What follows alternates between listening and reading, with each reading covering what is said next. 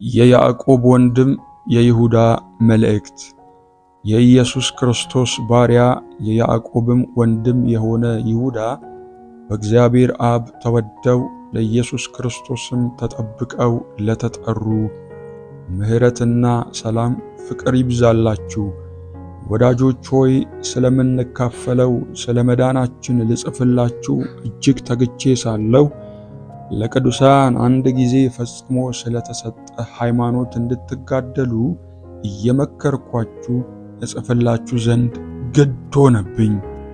ከብዙ ጊዜ በፊት ለዚህ ፍርድ የተጻፉ አንዳንዶች ሰዎች ሾልከው ገብተዋልና ኃጢአተኞች ሆነው የአምላካችንን ጸጋ በሴሰኝነት ይለውጣሉ፣ ንጉሣችንንና ጌታችንንም ብቻውንም ያለውን ኢየሱስ ክርስቶስን ይክዳሉ። ዳሩ ግን ሁሉን አንድ ጊዜ ፈጽሞ ምንም የተማራችሁ ብትሆኑ ጌታ ከግብፅ አገር ሕዝቡን አድኖ የማያምኑትን በኋላ እንዳጠፋቸው ላሳስባችሁ እወዳለሁ። መኖሪያቸውንም የተዉትን እንጂ የራሳቸውን አለቅነት ያልጠበቁትን መላእክት በዘላለም እስራት ከጨለማ በታች እስከ ታላቁ ቀን ፍርድ ድረስ ጠብቋቸዋል። እንዲሁም እንደነርሱ ዝሙትን ያደረጉና ሌላን ሥጋ የተከተሉ ሰዶምና ገሞራ በዙሪያቸውም የነበሩ ከተሞች በዘላለም እሳት እየተቀጡ ምሳሌ ሆነዋል። እንዲሁም እነዚህ ሰዎች ደግሞ እያለሙ ሥጋቸውን ያረክሳሉ፣ ጌትነትንም ይጥላሉ፣ ሥልጣን ያላቸውንም ይሳደባሉ። የመላእክት አለቃ ሚካኤል ግን ከዲያብሎስ ጋር በተከራከረ ጊዜ ስለ ሙሴ ሥጋ ሲነጋገር ጌታ ይገሥጽህ አለው እንጂ የስድብን ፍርድ ሊናገር አልደፈረም። እነዚህ ግን የማያውቁትን ሁሉ ይሳደባሉ፣ አእምሮም እንደሌላቸው እንስሶች በፍጥረታቸው በሚያውቁት ሁሉ በእርሱ ይጠፋሉ። ወዮላቸው! በቃየል መንገድ ሄደዋልና ስለ ደሞዝም ለበለዓም ስተት ራሳቸውን አሳልፈው ሰጥተዋል፣ በቆሬም መቃወም ጠፍተዋል። እነዚህ ከእናንተ ጋር ሲጋበዙ በፍቅር ግብዣችሁ እንደ ዕድፍ ናቸው። እንደ እረኞች ያለ ፍርሃት ራሳቸውን ይጠብቃሉ።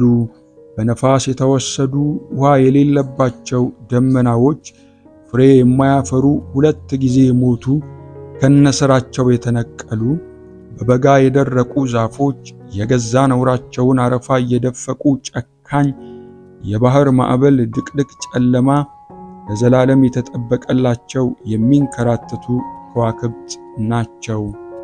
ከአዳም ጀምሮ ሰባተኛ የሆነ ሄኖክ እነሆ ጌታ በሁሉ ላይ እንዲፈርድ በኃጢአተኝነትም ስላደረጉት ስለ ኃጢአተኛ ሥራቸው ሁሉ ዓመፀኞችም ኃጢአተኞችም በእርሱ ላይ ስለተናገሩ ስለ ጭከና ነገር ሁሉ ኃጢአተኞችን ሁሉ እንዲወቅስ ከአላፋት ቅዱሳን ጋር መጥቷል ብሎ ለእነዚህ ደግሞ ትንቢት ተናገረ። እነዚህ እንደ ምኞታቸው እየሄዱ የሚያንጎራጉሩና ስለ ዕድላቸው የሚያጉረመርሙ ናቸው። እንዲረባቸውም ለሰው ፊት እያደሉ አፋቸው ከመጠን ይልቅ ታላቅ ቃል ይናገራል። እናንተ ግን ወዳጆች ሆይ በጌታችን በኢየሱስ ክርስቶስ ሐዋርያት ቀድሞ የተነገረውን ቃል አስቡ።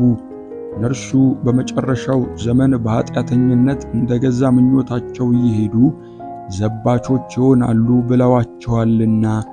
እነዚህ የሚለያዩ ሥጋውያንም የሆኑ መንፈስም የሌላቸው ሰዎች ናቸው።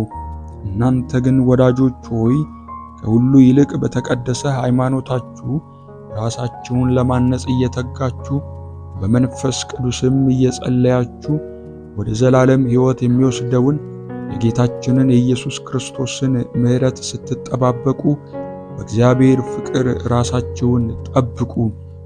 አንዳንዶች ተከራካሪዎችንም ውቀሱ፣ አንዳንዶችንም ከእሳት ነጥቃችሁ አድኑ፣ አንዳንዶችንም በሥጋ የረከሰውን ልብስ እንኳ እየጠላችሁ በፍርሃት ማሩ።